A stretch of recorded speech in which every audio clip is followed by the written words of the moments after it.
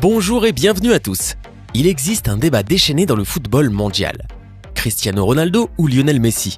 L'un est argentin, l'autre portugais. Léo mesure 1,70 m, Cristiano 1,85 m. L'homme de Rosario n'a eu qu'un seul club, l'autre en a eu 4. Pour certains, l'Argentin est le plus grand joueur de tous les temps, et pour d'autres, le Portugais le bat à plat de couture. Ce que l'on ne peut nier, c'est que ces deux joueurs sont les meilleurs de leur génération et qu'aucun autre ne se rapproche du niveau auquel ils opèrent.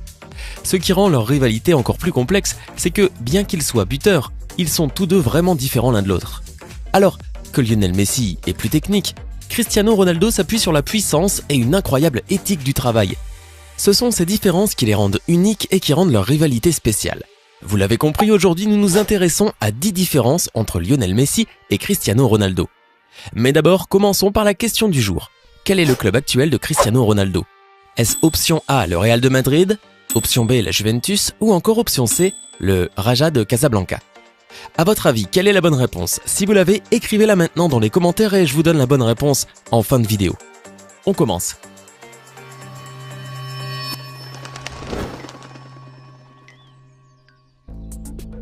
La finition. Cristiano Ronaldo. Commençons par ce qu'ils font de mieux, finir. Au cours des 5 dernières années, ces deux-là ont inscrit plus de buts que de nombreuses équipes réunies. C'est pour cette raison que personne d'autre qu'eux n'a occupé les 2 premières places du Ballon d'Or au cours de ces 5 dernières années. Le Portugais est un solide finisseur, c'est sa plus grande force. Qu'il s'agisse de l'angle le plus fermé ou de la distance la plus longue, on peut parier sa vie sur Cristiano Ronaldo pour marquer à la minute près. Il compte beaucoup sur la puissance pour s'assurer que ses tirs se terminent dans la lucarne et cela fonctionne souvent. Lionel Messi. Comme le Portugais utilise la puissance pour terminer ses tirs, l'Argentin lui préfère placer ses tirs avec précision et il le fait presque toujours de façon impeccable. La technique brillante et la précision du Ballon d'Or à 5 reprises lui permettent de placer ses coups à partir des situations les plus difficiles. Cette force lui a permis de marquer tellement de buts qu'il continuera à le faire, car la technique ne s'amenuise pas avec l'âge, elle s'améliore. Comme le vin. Jeu aérien. Cristiano Ronaldo. Cristiano Ronaldo ne saute pas, il vole. Le Portugais a peut-être le plus grand saut dans le jeu car il donne l'impression de flotter dans les airs pendant qu'il y est.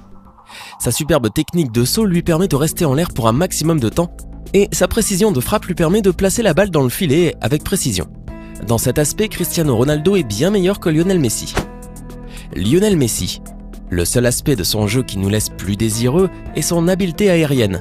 Lionel Messi peut tout faire à l'exception de marquer de la tête fréquemment. Bien qu'il ait marqué quelques têtes, il est loin d'être ce que l'on pourrait appeler une force aérienne. Sa petite taille est la seule raison pour cela, car il y a peu de doute qu'il aurait été fort au jeu aérien s'il avait été plus grand de quelques centimètres. Il s'est amélioré en termes numériques en marquant quelques têtes cette saison, mais il n'est en aucun cas prolifique dans les airs. Passe. Cristiano Ronaldo. À l'époque de Manchester United, ce n'était pas quelque chose qu'il faisait souvent et il préférait les dribbles plutôt que de passer à un coéquipier et de développer le jeu. Au Real Madrid, cependant, son style de jeu a considérablement changé et il fait entrer ses coéquipiers beaucoup plus qu'avant. Sa passe, cependant, n'est pas aussi créative qu'elle devrait l'être pour un joueur de son calibre. Il est rare qu'il exécute une passe à travers le ballon ou une passe de lob pour faire passer son coéquipier au but. Après tant d'années de football au sommet, on peut conclure qu'il s'agit de la plus grande carence de son jeu, ce qui lui coûte beaucoup d'appréciation. Lionel Messi. Il y a très peu de joueurs dans le monde qui peuvent passer le ballon aussi facilement que Lionel Messi dans le dernier tiers. L'Argentin est un génie pour créer des occasions pour ses coéquipiers en glissant dans des passes percutantes qui démantèlent la défense de tant d'équipes.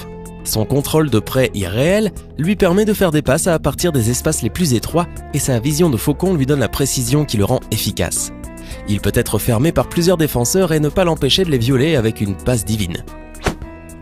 Les dribbles. Cristiano Ronaldo. Il était une fois, Cristiano Ronaldo était l'un des meilleurs dribbleurs du monde. Pendant son séjour au Sporting et à United, il sortait le ballon des profondeurs et driblait de nombreux joueurs pour marquer. Ces dribbles de freestyle ont d'ailleurs ruiné les soirées de nombreux défenseurs. Cependant, et il faut l'avouer, il n'est plus le même aujourd'hui, car il peut rarement réussir un seul dribble de nos jours. Le problème, c'est que son style de dribble a fait en sorte qu'il est devenu un peu prévisible à un moment donné de sa carrière.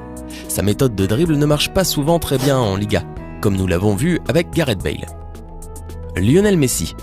Lionel Messi est le meilleur dribbleur du monde. Son contrôle de près pendant qu'il dribble est assez étonnant et fait que les gens se demandent comment il le fait réellement. La balle semble coller à ses pieds, vraiment, comme s'il était né avec elle, et c'est une extension de sa jambe. C'est le seul domaine où Lionel Messi est carrément supérieur à Cristiano Ronaldo, ou n'importe quel joueur d'ailleurs, et laisse peu de place au débat. Vitesse. Cristiano Ronaldo. L'un des aspects les plus mortels de son jeu est le rythme. Il peut distancer presque tous les défenseurs du football mondial. Son incroyable force musculaire des cuisses lui permet d'avancer à grands pas et de couvrir beaucoup de terrain en très peu de temps. Son style de course est vraiment avantageux lorsqu'il y a de l'espace libre pour courir. Cependant, là où l'espace est petit, il peut rarement fonctionner à pleine vitesse. Lionel Messi. Si l'Argentin est aussi rapide, son style de sprint est très différent de celui du Ballon d'Or. Il court avec de courtes enjambées, comme on peut s'y attendre en regardant sa taille, et cela lui permet de se tordre et de tourner davantage et de faire des ravages contre les défenses. Ce style de sprint est ce qui lui permet de couvrir des mètres supplémentaires et semble presque insaisissable. Première touche. Cristiano Ronaldo. La première touche est une partie essentielle de l'ensemble des compétences d'un joueur. Il différencie le bien du meilleur. Un bon premier contact est le signe d'un joueur intelligent.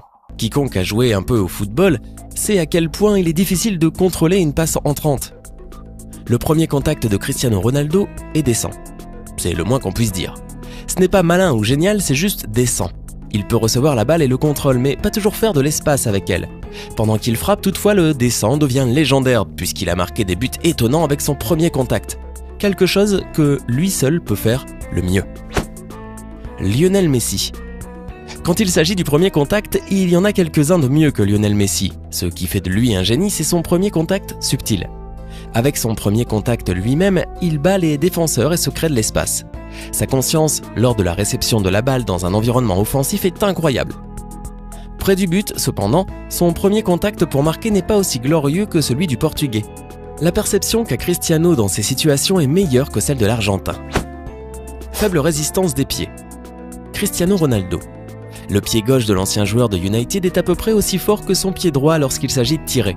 La puissance qu'il génère à partir de son pied supposé plus faible en tirant un coup de feu en laisse beaucoup avec des yeux ébahis. Cependant, il n'utilise pas vraiment sa puissance en dribblant. À cet égard, son pied faible est vraiment faible.